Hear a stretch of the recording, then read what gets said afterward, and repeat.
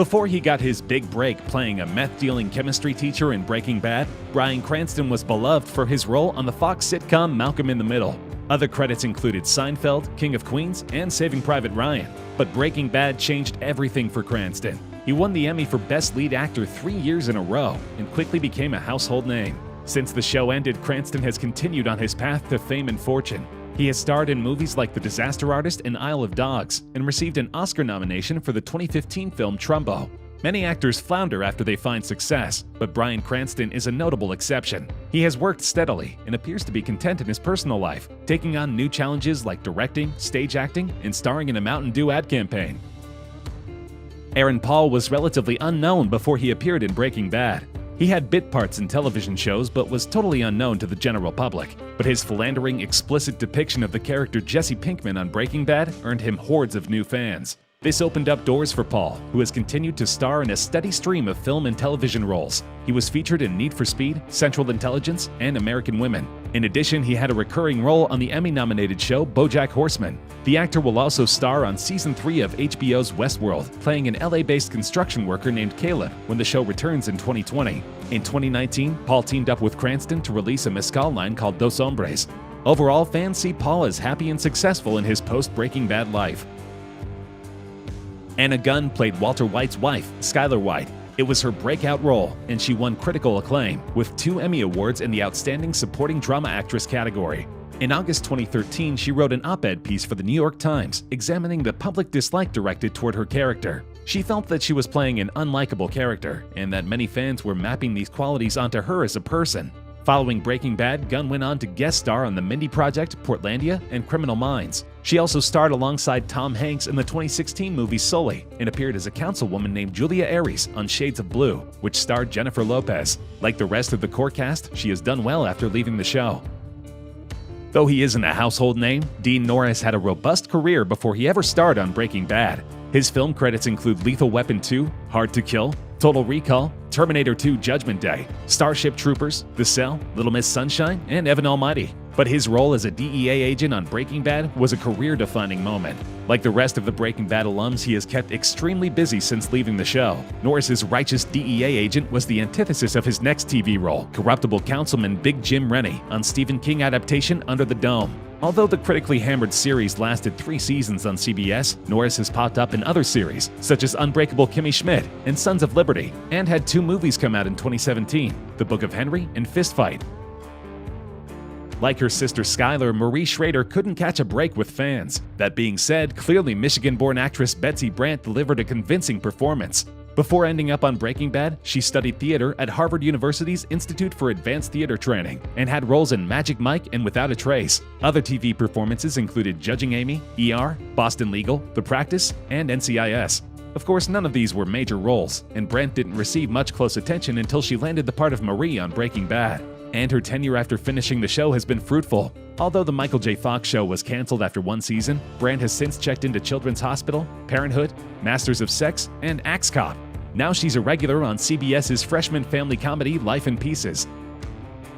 Bob Odenkirk has been a legend in the independent comedy scene for decades, but Breaking Bad launched him to fame, and his trajectory has been set on the stars ever since. He had a subversive television show on HBO called Mr. Show that has proven highly influential to the next generation of comedians. He also helped produce shows by experimental comedians like Tim and Eric and the Birthday Boys. And while his role on Breaking Bad was relatively small, Vince Gilligan liked his character so much that after the show's completion, he opted to spin off a whole new show centered around Saul Goodman. Entitled Better Call Saul, the show has earned Odenkirk adoration and an Emmy nomination for each of its 4 seasons. The success of Breaking Bad and Better Call Saul led to acting work in high-profile projects, such as Nebraska, Fargo, The Post, directed by Steven Spielberg, Pixar's Incredibles 2, written and directed by Brad Bird, and Little Women, written and directed by Greta Gerwig. It's hard to say objectively, but Odenkirk may have had the most illustrious career of any actor after the completion of Breaking Bad.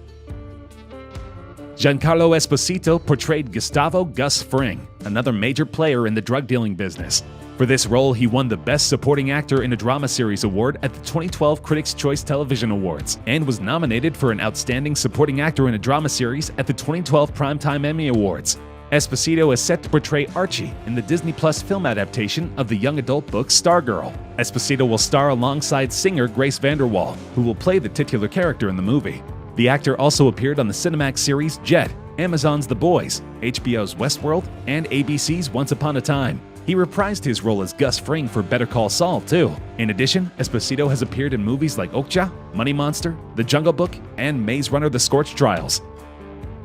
Jonathan Banks was another actor who benefited from the Better Call Saul spin-off. His character Mike is frequently the subject of subplots, as he plays a mob member, private investigator, and hitman. He was also renowned for his role on the show Wise Guy. He has received 6 Primetime Emmy Award nominations for Outstanding Supporting Actor in a Drama Series for his work on all 3 series, making him the only actor with nominations as a main cast member for 3 different shows in this category, 2 of which feature him as the same character. In keeping with the pattern of Breaking Bad's hard-working actors, Jonathan has been extremely busy in the last few years. Banks also voiced the character Kieran on Tangled the Series, an animated show based on the 2010 Disney movie. The actor voiced characters on Skylanders Academy, Incredibles 2, and Gravity Falls. You may have also seen him on Community, Parks and Recreation, and Body of Proof.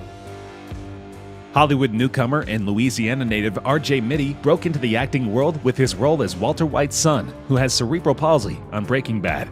Although Mitte has a mild case of the same condition, he conducted a great deal of research for the role so that Walter would be as authentic as possible, earning him critical acclaim. Before that, he had a few small roles on shows like Hannah Montana and Vegas. Since Breaking Bad went off the air, Mitte shot spreads for Dark Beauty magazine and Gap, and he made his runway debut during Vivienne Westwood's Milan show last summer. He's done some acting too, with roles in Switched at Birth, Dixieland, and the upcoming Who's Driving Doug.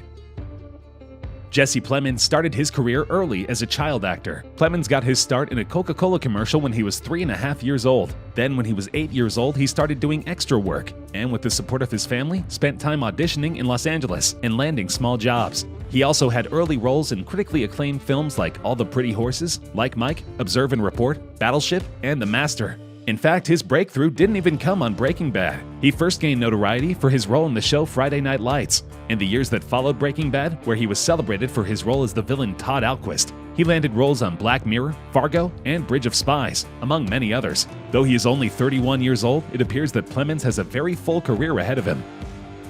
Kristen Ritter had a relatively small role on Breaking Bad, but she went on to become one of the show's biggest breakout stars. From 2015 to 2019, she starred as Jessica Jones in the Netflix show of the same name. Ritter described the character as very rough around the edges and dry and sarcastic, but I think at her core she's a good person.